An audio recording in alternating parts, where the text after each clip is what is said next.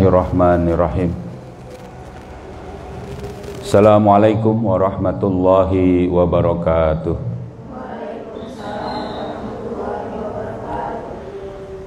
Alhamdulillah, nahmaduhu wa nasta'inuhu wa nastaghfiruh wa na'udzu billahi min syururi anfusina wa min sayyiati a'malina. May yahdihillahu fala mudilla lahu wa may yudlilhu fala hadiyalah. Asyhadu an la ilaha illallah wahdahu la syarikalah wa asyhadu anna Muhammadan abduhu wa rasuluhu la nabiyya ba'da. Allahumma salli ala sayyidina Muhammad wa ala ali sayyidina Muhammad. Rabbi israh li sadri wa yassir li amri wahlul 'uqdatam min lisani yafqahu qawli. Subhanaka la ilma lana illa ma 'allamtana innaka antal alimul hakim. Amma ba'du. Alhamdulillah, segala puji hanya bagi Allah. Salawat serta salam semoga selalu tercurah kepada junjungan kita Nabi Muhammad sallallahu alaihi wasallam serta keluarganya, sahabatnya dan juga para pengikutnya yang setia dengan ajarannya hingga akhir zaman. Alhamdulillah, anak-anakku sekalian dan para asatidzah yang dirahmati Allah, kita lanjutkan kembali kajian kita kitab Nasahihul Ibad. Kita masih membahas nasihat yang 3, makalah ke 35.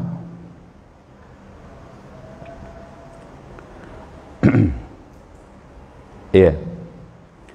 Al-maqalatul khamisatu wassalasun. Makalah yang ke-35. An Hamid ya. An Hamid Al-Laqaf betul ya. An Hamid Al-Laqaf rahimahullahu annahu atahu rajulun. Jadi ada seorang laki-laki datang kepada Hamid Al-Laqaf rahimahullah.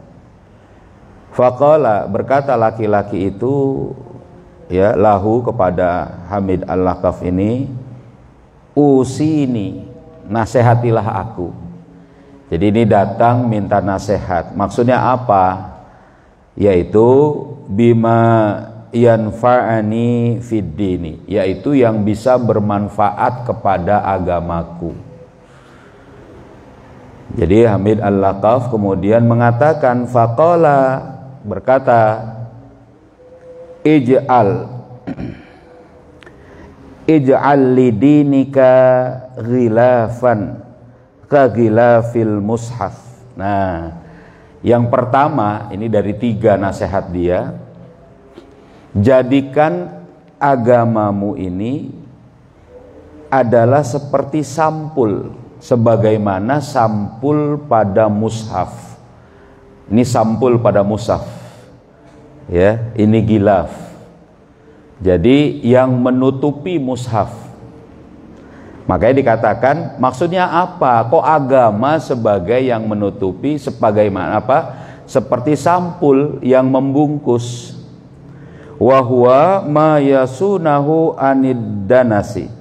Yaitu ya sampul ini adalah yang yasunahu, yang dia melindungi mushaf-mushaf itu dari ad-danasi, dari debu, dari kotoran. Ya. Jadi bersih dah tuh sak mushaf itu karena ada sampulnya. Ya. Jadikan agama itu seperti itu. Maksudnya apa? Qila lahu ma ghilafuddin. Dikatakan apa sih maksud dari sampulnya agama itu? Ya kan? Apa maksudnya?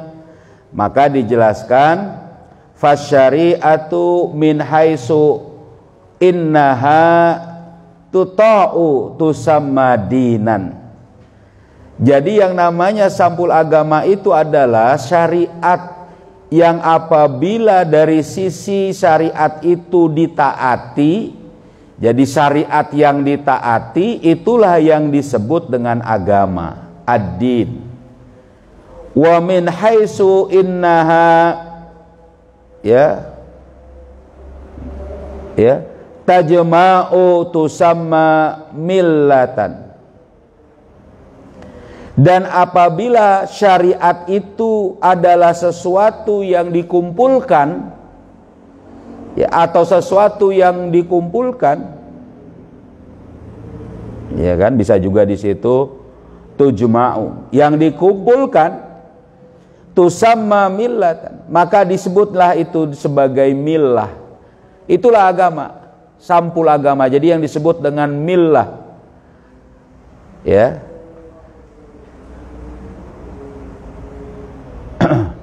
Wa min haitsu innaha, ya kan, yurja'u ilaiha tusamma mazhaban. Dan dari sisi atau apa yang disebut syariat itu adalah yurja'u, yang dikembalikan kepadanya, jadi yang dijadikan rujukan, maka tusamma mazhaban. Itulah yang disebut dengan mazhab. Itulah yang disebut dengan agama tuh, millah, ya. Bisa juga disebut dengan apa? Din. Ya, Ghilafuddin itu maksudnya begitu. Atau yang disebut juga dengan apa? Mazhab. Ini dalam bahasa yang disebutkan oleh kitab ini. Nah, apa yang dimaksud tadi qala lahu Ghilafuddin, dikatakan kepadanya yang disebut dengan Ghilafuddin itu adalah tarkul kalami illa ma la budda minhu, yaitu meninggalkan ucapan, meninggalkan perkataan-perkataan kecuali yang memang harus ngomong, kecuali yang memang harus diucapkan. Nah, jadi ini harus ngucap. Contoh tadi itu, saat disebut nama Nabi Muhammad sallallahu alaihi wasallam, kita bagaimana? Bersolawat. Ya. Coba tadi kan gitu. Tapi walaupun pelan-pelan, harusnya kenceng. Allahumma sholli ala sayyidina Muhammad, sallu alaih, atau sallu ala nabi. Bersolawat itu harus, supaya nggak dibilang bakhil. Apalagi yang harusnya ngomong, dakwah. Itu yang paling utama. Wa man ahsanu qaulan mimman da'a ilallah. Jadi harus ngomong, dakwah itu yang ngomong. Terus gimana bagi yang bisu nulis? Terus tetap juga nggak bisa nulis, ya pakai bahasa isyarat. Pokoknya ajakan. Tapi umumnya manusia itu ngomong. Makanya omongannya itu jangan dibuat yang lain, buat ngerumpi, nauzubillah. Jangan. Giliran ngerumpi teriak-teriak, giliran zikir diam aja, jangan. Giliran baca Quran pelan-pelan, jangan. Terdengar di situ, paham? Giliran ngajar misalnya, pelan-pelan, enggak, sampaikan. Karena itulah, makanya itu yang disebut dengan sampulnya agama adalah meninggalkan ucapan kecuali yang memang harus diucapkan. Paham tak?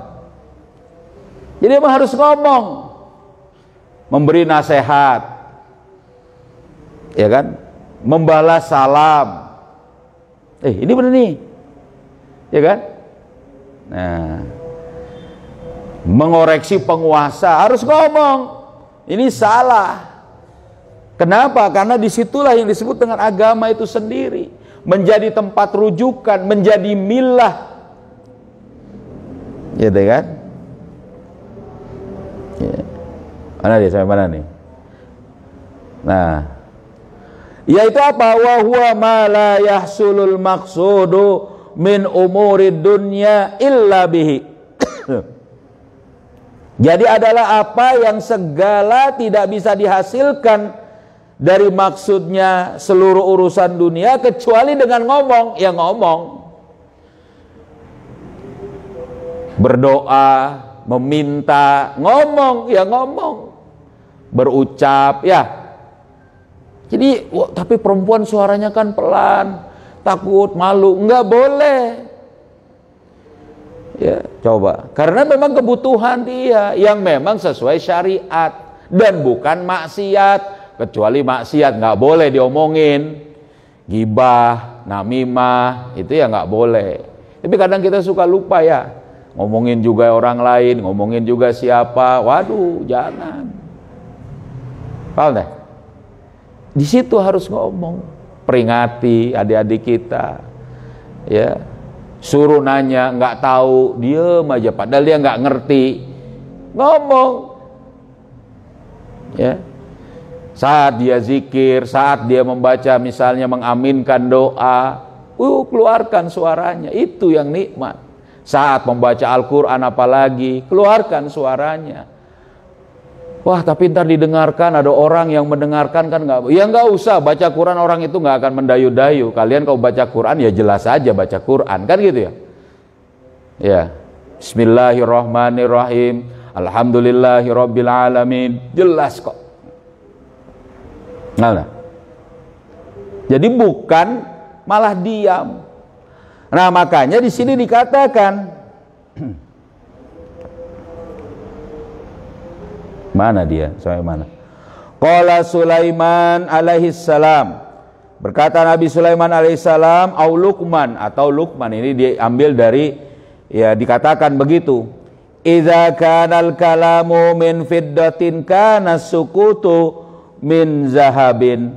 Apabila keberadaan berbicara itu menjadi perak, maka diamnya adalah emas.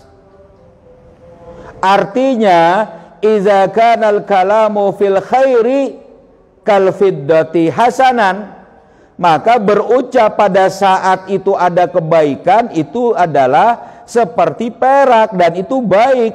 Jadi itu adalah ucapan yang baik. Kana sukutu anis syarri kazahabi fil hasani. Ilahuna. Jadi diam saat diajak atau saat ingin ngomong yang maksiat itu menjadi emas.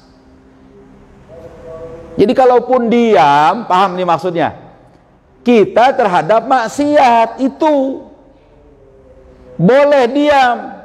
Jangan kemudian umat dizalimi, umat ditindas, diam aja padahal dia pejabat misalnya. Itu tidak berarti emas.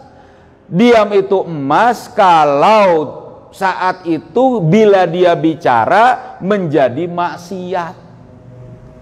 Paham enggak?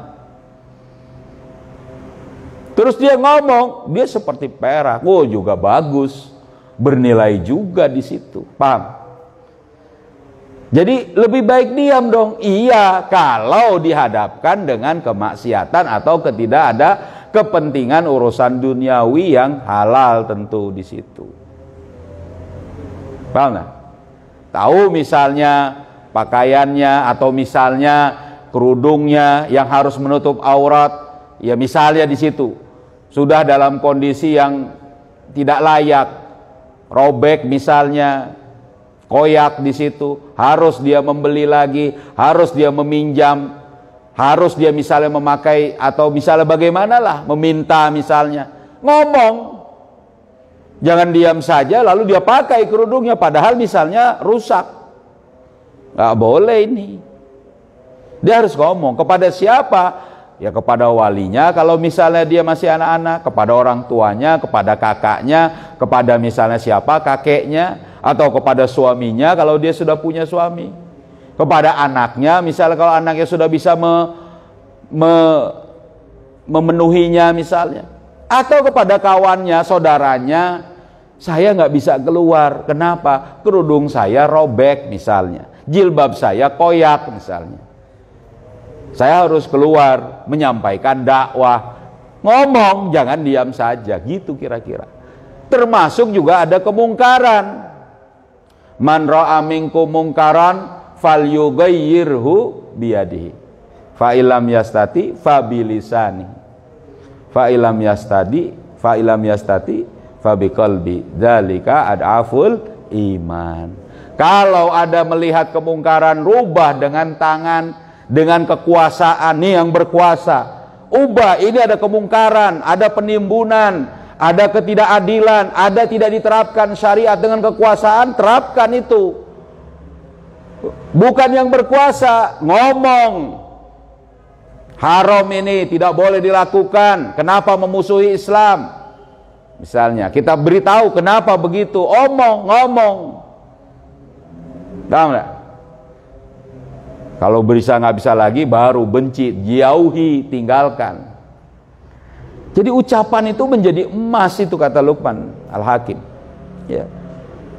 Kalau diam itu pun emas, kalau menghadapi kemaksiatan, ya, dan juga ucapan itu lebih baik, itu menjadi tadi. Nah, begitu juga wasakit. Oh, betul ya, sakit ya. Orang yang diam. Ini dia nih. Sakit itu orang diam aja memang.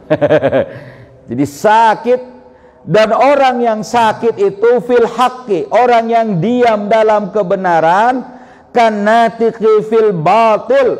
Masya Allah, dia seperti juru bicara kebatilan. Natiku resem, juru bicara resmi. Seperti apa? Juru bicara terhadap kebatilan. Kalau terhadap yang hak dia diam. Maksudnya bagaimana? Sampaikan yang hak. Maka kata Rasulullah SAW apa? Apa? Ingat hadisnya? Ya, qulil haq. Katakanlah yang hak, walau kana murrad. Ya, katakan yang hak meskipun yang hak itu rasanya pahit. Nah, ini harus hati-hati kita nih, jangan sampai malah diam terhadap yang hak. Harusnya ucapkan. Kita misalnya nih mau tarhib Ramadan, sampaikan marhaban ya Ramadan, marhaban. Nah, sampaikan, ucapkan kepada orang. Ya, kalau di sini suka ada itu, marhaban, marhaban ya Ramadan, gitu ya. Itu ada marhaban, marhaban fi khair ya Ramadan, gitu. Senang, ucapkan, gembirakan, nampakkan. Jadi yang hak. Bukan cuma Ramadan, juga nanti pada seluruh syariat. Nggak boleh nih, nggak boleh nyuri nih, nggak boleh riba nih. Ya dah, ucapkan yang hak.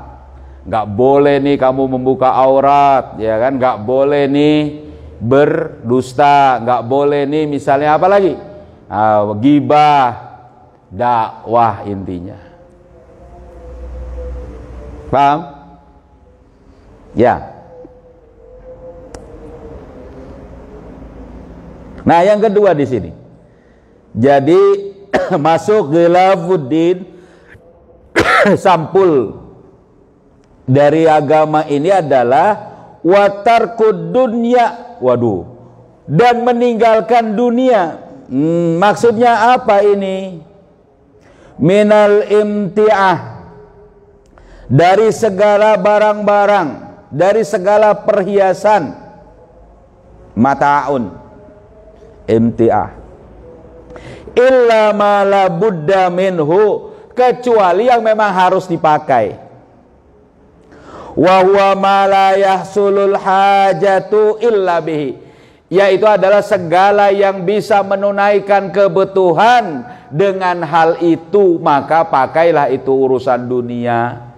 Makanya kita tuh yang namanya zuhud, nah ini dijelaskan ini kan, kemarin kita bahas. Itu bukan berarti meninggalkan fasilitas dunia, tidak. Dulu zaman Nabi nggak ada speaker, sekarang gimana? Oh ini anti speaker, enggak. Ini masuk madaniyah, amah, barang-barang yang umum, berarti pakai, ya. Sekarang kita bisanya pakai ini, alhamdulillah. Dulu nggak punya ada mic ini, ternyata harus pakai, dipenuhi, alhamdulillah.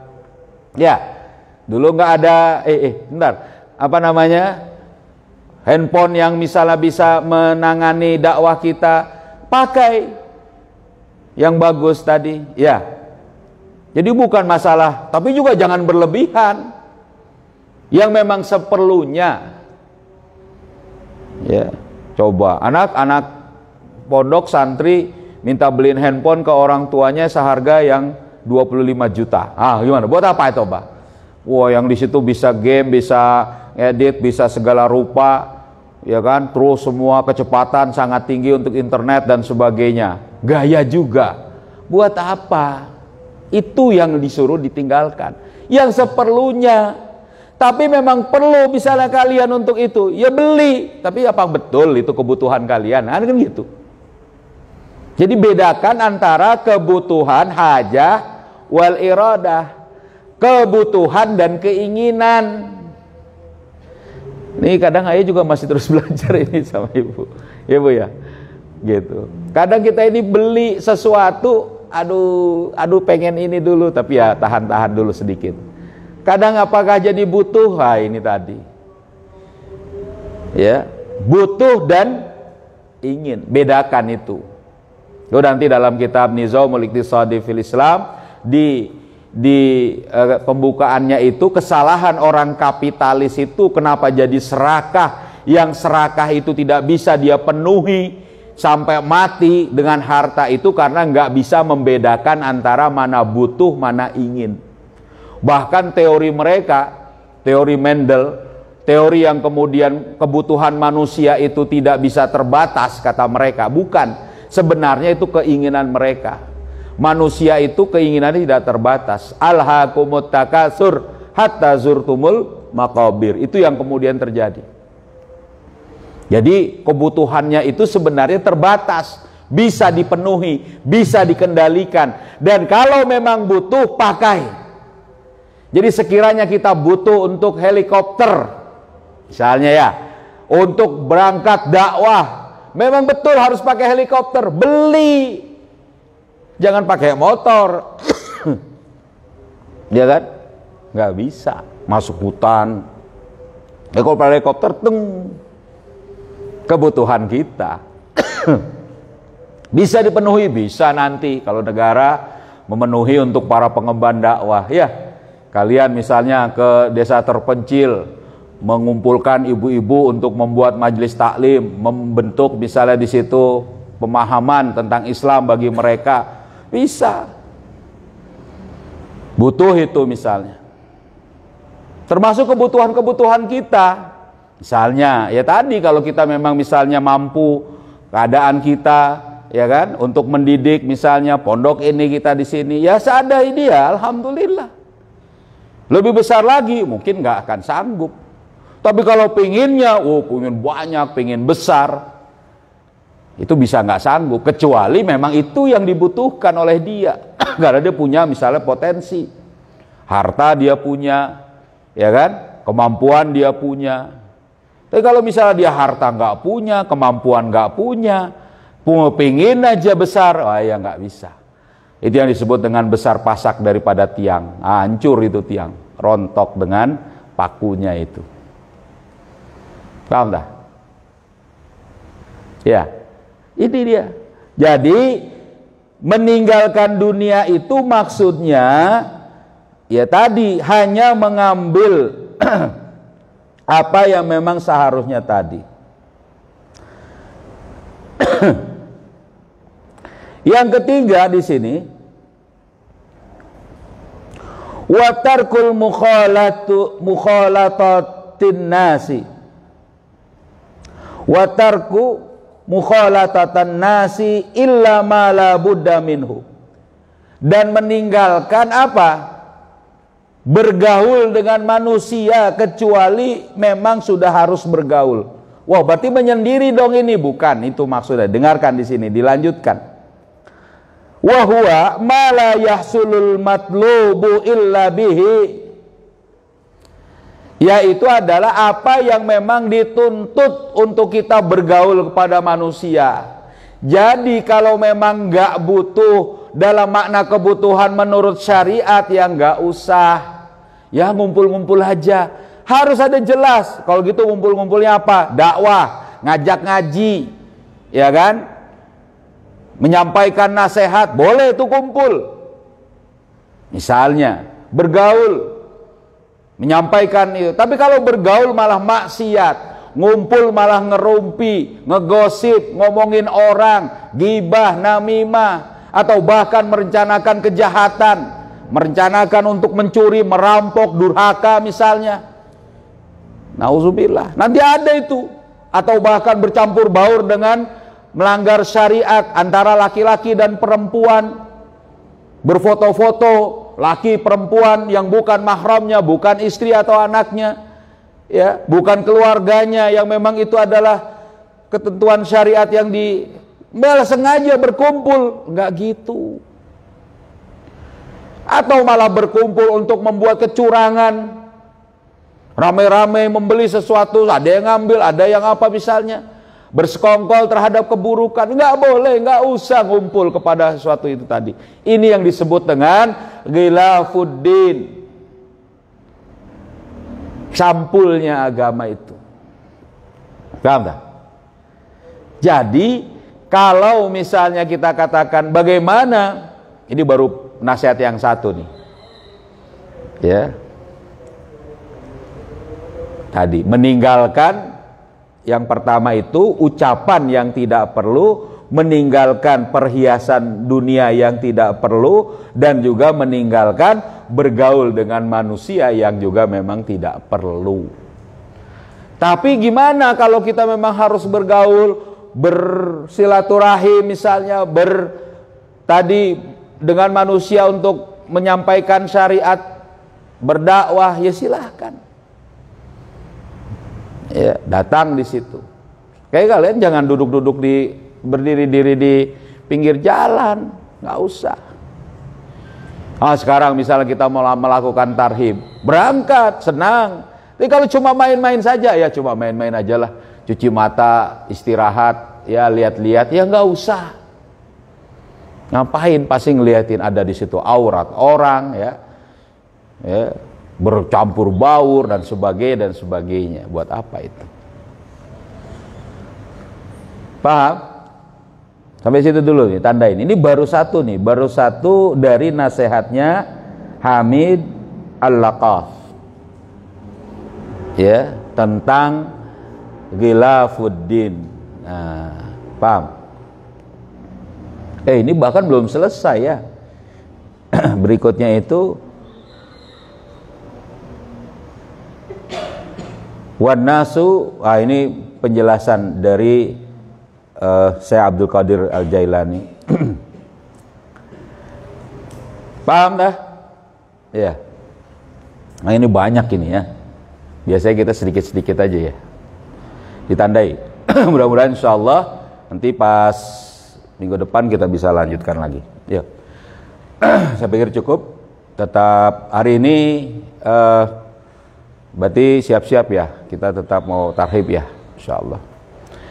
Yuk kita tutup dengan membaca surat Al-Asr bersama-sama ya. Bismillahirrahmanirrahim. Wal asri innal insana lafi khusrin illalladzina amanu wa amilus solihati wa tawasau bil haqqi wa tawasau bis sabr. Subhanakallahumma wa bihamdika asyhadu an la ilaha illa anta astaghfiruka wa atubu ilaik. Assalamualaikum warahmatullahi wabarakatuh. Waalaikumsalam warahmatullahi wabarakatuh. Ayo keluarkan suaranya ya, salawat kita. Allahumma salli ala sayyidina Muhammadin tibbil qulubi wa dawaiha wal afiyatil abadani wa shifaiha wa nuril absari wa diyaiha wa ala alihi wa sahbihi wa sallim.